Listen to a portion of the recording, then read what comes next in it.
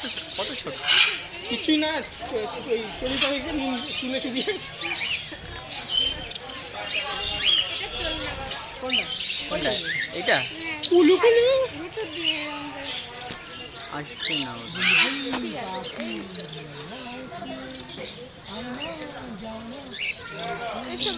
হ্যাঁ ওদের বলছি এসো গো।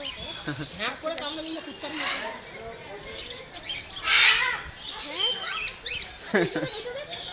এই কালকে না সূর্যমুখী এই যে বীজগুলোর ভাজা খেলাম, এত বড় বড়।